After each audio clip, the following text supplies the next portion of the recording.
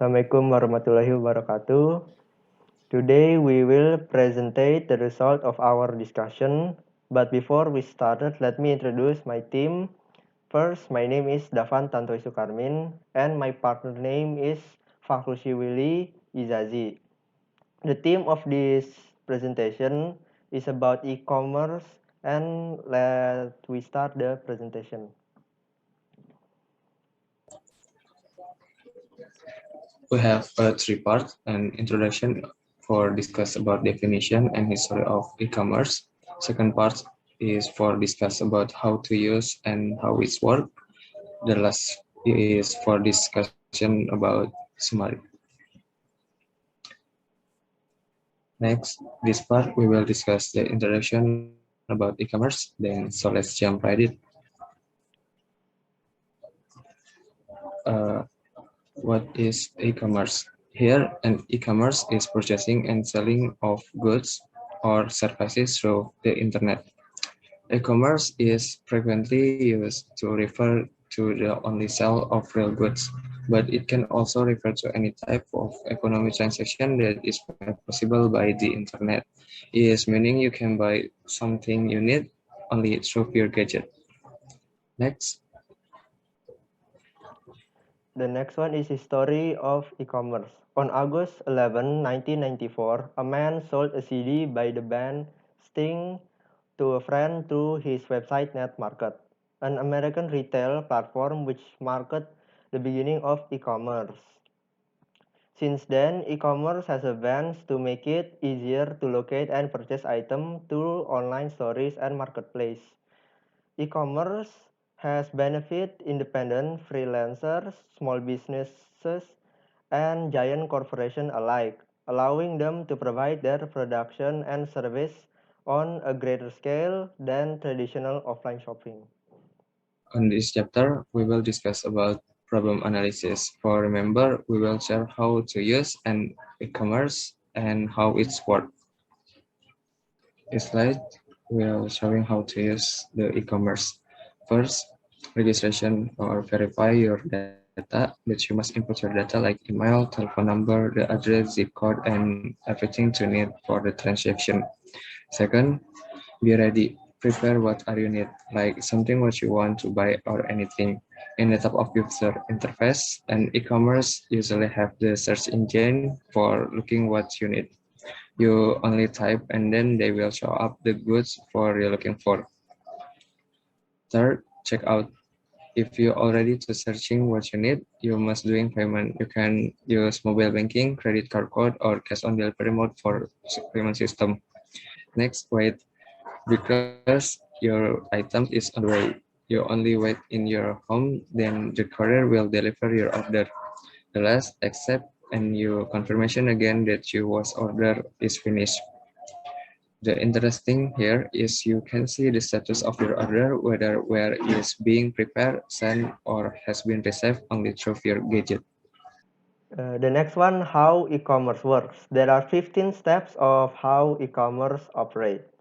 The first step is a customer tries to order an item online. The customer web browser communicates back and forth over the internet with the web server that manages the store websites. The second step, the web server sends the customer order to the order manager. The third step, the order manager queries a database to find out whatever what the customer want is actually in stock.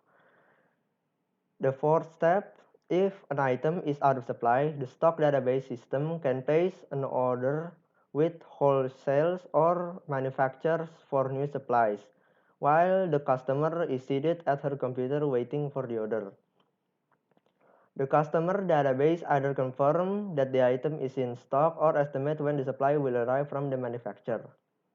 The sixth steps, the order management continue to process the order, assuming the item is in stock.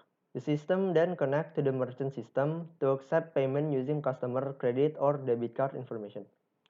The seventh steps, the merchant system make extra check with the customer on bank computer. The eighth steps, the bank computer confirm wherever the customer has enough funds. The ninth steps, The transaction is approved by the merchant system. All paid funds will not be completely transmitted for several days. The 10 steps. The order manager confirms that the transaction has been successfully processed and notifies the web server. The 11th step, the customer receives a confirmation page from the web server that her order has been completed and the transaction is completed. The 12th step, the order manager sends a request to the warehouse to dispatch the goods to the customers.